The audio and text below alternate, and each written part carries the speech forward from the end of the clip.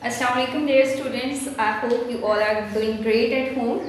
Today we will do the SST workbook page number 17. Here are some questions. The question number 1 is global warming के नतीजे में बढ़ती हुई गर्मी के सद्देबाब के लिए एयर कंडीशनर और मौसम में तब्दीली पैदा करने वाली मसनूआत का इस्तेमाल बढ़ चुका है।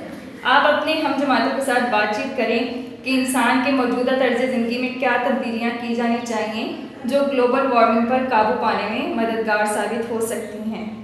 गुफ्तगू के अहम नुकात लिखें। Students, we know global warming क्या होता है। Global warming is an increase in the temperature of the earth. ज़मीन के औसत दर्जा हरारत में क्या हो रहा है, इजाफा हो रहा है। दिन ब दिन टेम्परेचर जो है हमारी अर्थ का बढ़ रहा है due to human activities. Human activities की वजह से हमारा अर्थ का टेम्परेचर जो है वो रोज़ाना बढ़ रहा है।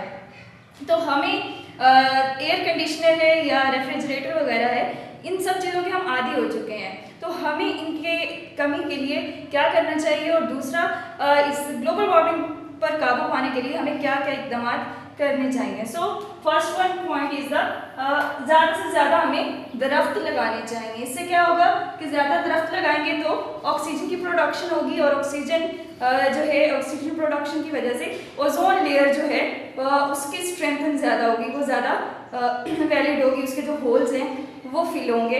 Because oxygen ozone formula is O3, it is made up of oxygen. Then मसनूआत का कम से कम इस्तेमाल करना चाहिए हमें, जैसे लाइक एयर कंडीशनर, रेफ्रिजरेटर वगैरह है, इनका कम से कम यूज़ करना चाहिए। बिकॉज एयर कंडीशनर है या रेफ्रिजरेटर है, एरोसोल स्प्रेस वगैरह, इन सब से निकलती हैं क्लोरोफ्लोरोकार्बन्स, जो कि किसके साथ रिएक्ट करते हैं, जाके ओजोन लेयर के साथ रिएक्ट कर जाते हैं। Ozone layer is a protective layer in the atmosphere, जो कि क्या करती है कि अल्ट्रावायलेट रेज को सूरज से पास आउट नहीं होने देती। लेकिन अगर क्लोरोफ्लोरोकार्बन्स जो हैं ये हवा में जाते हैं, फिज़ा में जाते हैं, तो ये जाकर उसके साथ ओजोन लेयर के साथ रिएक्ट कर जाते हैं और उसको डिप्लीट कर देते हैं। तो इसलिए हमें मसनूआत का कम से कम इस्तेमाल करना चाहिए। देन फैक्ट्रियों और गाड़ियों से निकलने वाले धुएं को फिल्टर करके फिज़ा में छोड़ें। इसमें क्या होता है कि धुएं में कार्बन डाइऑक्साइड पाई जाती है, और कार्बन डाइऑक्साइड क्या करती है कि उसके ओजोन लेयर के नीचे अपनी एक न्यू लेयर बना लेती है, जो कि सूरज से अल्ट्रावायलेट रेस को अपने अंदर से पास आउट तो होने देती है, बट रिफ्लेक्ट करके वापस नहीं जाने देती, जिसकी वजह से बारी बारी रिफ्लेक्शन होने की वजह से हमारे अर्थ का टेम्परेचर क्या कर जाता है, इंक्रीज कर जाता है। यस, क्वेश्चन नंबर 2 इज कई मसनूआत के नुकसानदेह नताइज के बावजूद इंसान उनका आदी हो चुका है।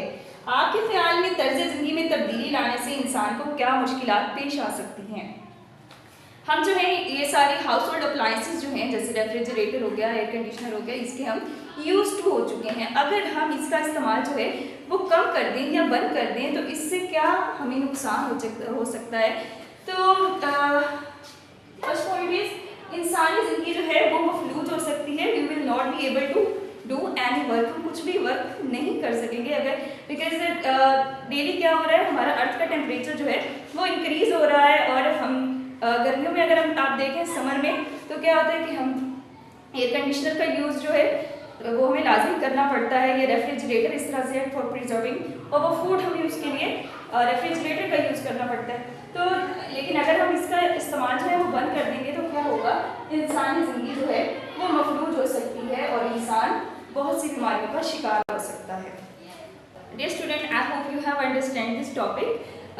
Do this page number 17 of your workbook under the supervision of your parents. Thank you.